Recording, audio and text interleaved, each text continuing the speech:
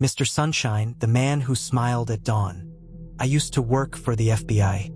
I did my share of drug busts and tracking organized crime, but I have only hunted one serial killer. In the early 2000s, my team and I were assigned to hunt down the serial killer known as Mr. Sunshine. As is the case with many serial killers, he gained the nickname through his method of operation. His victims, 15 that we know of, were always found in locations facing the east and at times when they would be discovered at sunrise. Based on the reports from the coroners, they were all killed at dawn, just minutes before the sun would come up. They were all found with their faces forced into smiles. It was not that he had altered them to create the smile. They had been found with their throats cut. Their smiles, though, had been determined to have been the result of the muscles in their faces, somehow pulling their lips back into a forced grin that stretched literally from ear to ear, to the point that their lips had torn like rags. This would be odd enough, but unlike most serial killers, he had witnesses on multiple occasions. However, when it came to describing his face, all they would ever say was that he smiled. Naturally, we considered the possibility that perhaps we were dealing with multiple killers, or that Mr. Sunshine was drugging the witnesses somehow. What was even stranger was the fact that the victims had no apparent connection, nothing to link a pattern to. They were seemingly picked at random. Furthermore, their bodies all vanished at numerous points, even with an increase in security. My team consisted of Agents Langstrom, Prescott, Martinez, Kilpatrick, Rosenkopf, and myself. We received a tip that Mr. Sunshine had been sighted in an abandoned warehouse. By this point, he had claimed the lives of 8 people and we were getting desperate. So after getting the proper clearance, we entered the building, guns drawn, intending to arrest or stop this criminal. The second we entered, we heard it. The echoed laughter. We did not turn on our flashlights, as the lights inside were on despite the electricity being cut off 2 years prior. Something Kilpatrick confirmed. He took Langstrom first. We had only traveled a few paces in and were getting used to the light when it suddenly flashed off like someone had flicked a light switch, then immediately turned it back on.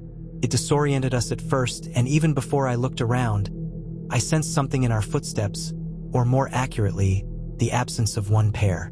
We turned and there was no sign of Langstrom anywhere. No blood, no noise. He was just gone. We began getting worried, reporting back to HQ about our situation. We were told to proceed with caution.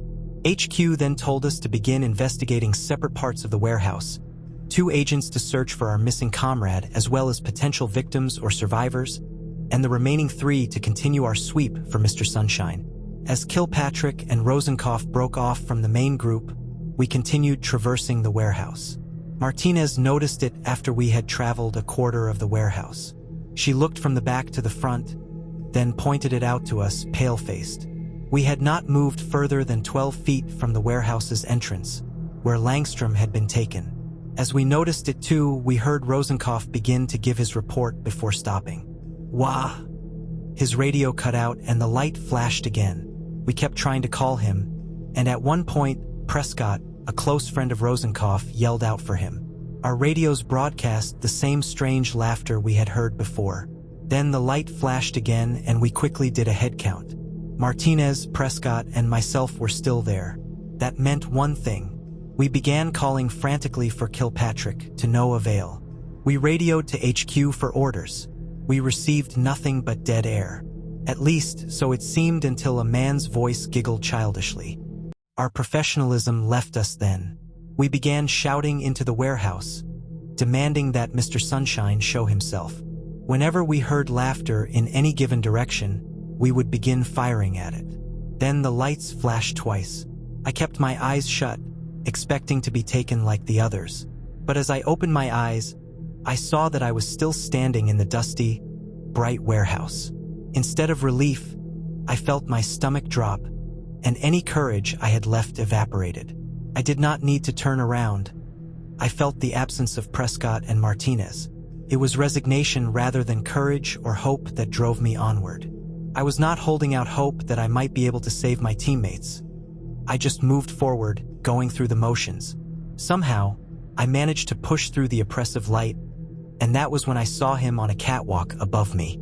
Mr. Sunshine was dressed in an immaculately white two-piece suit with a red button-up shirt and a pair of red gloves, as well as impossibly shiny black shoes.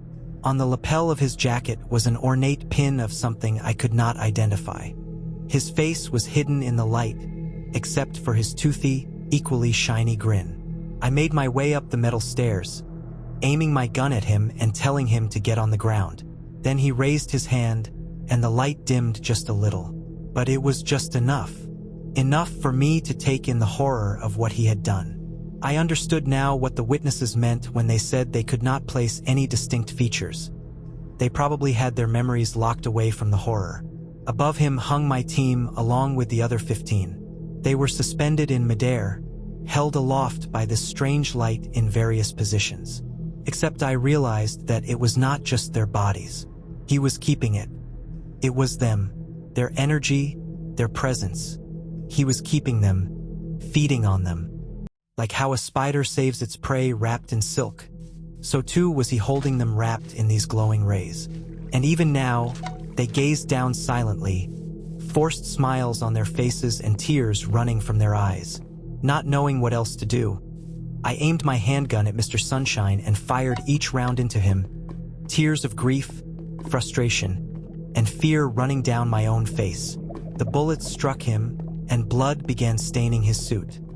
He staggered back, his smile turning into a grimace, and in an instant he was inches in front of me, his gloved hand around my throat, lifting me up. I heard words in my head, saying that I did not belong up there yet. He told me that if I knew the truth about my team, I would understand why they were up there, and why the other victims were as well. He threw me off the catwalk, resulting in a broken leg. Just like that, the light vanished, and he along with his victims were gone. The radio came back to life, with HQ frantically demanding a status report. I was unable to provide a plausible explanation as to how my team had vanished without a trace, or why our radios had suddenly stopped working properly. It was not as if they had been turned off. They were receiving signals. But all HQ heard from my team was laughter. Their laughter. I was cleared of suspicion. There was simply no evidence pointing to me. I resigned after my leg had healed. The trauma of losing my team coupled with what I had witnessed was too much for me. In the years following the incident, I often wondered what he was talking about, what the victims possessed that made them desirable to Mr. Sunshine, and what I lacked. I studied up and down, looking in obscure places for knowledge on the strange and unexplained that might tell me who or what Mr. Sunshine was. Then I received an unmarked envelope this morning. Inside was a letter addressed to me. Dear Sir, I hope you are doing well. I understand our last meeting was brief, and we had little time to spare. I am sure you have had many questions about why I let you go. The simplest answer was that you were to me what a minnow is to a fisherman, or a fawn to a big game hunter. Your team and my previous Smilers all had something I wanted: pain. I suppose Kilpatrick never told you about the time his 4-year-old brother was swept away by a river current when he was 6 despite his best efforts to save him, and how it had happened after they got into a childish argument that caused the brother to slip, or how Martinez accidentally injured her father thinking he was a burglar as he stumbled back into her home when she was 9. And do not get me started on how Prescott left his son unattended in a supermarket for a total of 10 seconds, only for the boy to vanish. The others all had similar issues. You, though, were remarkably ordinary, disappointingly ordinary. You had the odd hardship in the family here, a failed relationship there, but nothing that truly haunted you. But then you met me. I have consumed your thoughts like an illness to the nervous system, corrupting every thought you have had. You barely smile, if ever, because it makes you think of me. You never leave your home because you know I am out here, and I will show my hand here. You surprised me. Before then, I had been confident that you would be too consumed with fear and awe to pull the trigger. Perhaps I had grown too arrogant. In any case, perhaps a little reunion is in order. The anniversary is coming up, after all. Why not meet us at the same place? You can decline if you wish, but it would be wonderful to see you again. And who knows? Maybe you can do what you tried to do the first time. Or maybe not. You never know until you try. Regards, Mr. Sunshine. The handgun I have kept in my home has been sitting on the coffee table in front of me for hours, along with several magazines, the letter, files on Mr. Sunshine, and a picture of my team and me. I do not know what to do. I want to move on with my life, leave Mr. Sunshine in the past, but at the same time, I want to finally close the book on this. If I could make him bleed once, I can do it again. I just do not know. Something happened a few minutes ago that may be tipping my indecision, however. The broken radio I kept without the Bureau's knowledge crackled to life, and I heard laughter on the other end. Laughter from Martinez, Kilpatrick, Rosenkopf, Prescott, Langstrom, and Mr. Sunshine. Subscribe for more stories like this and share your thoughts in the comment section.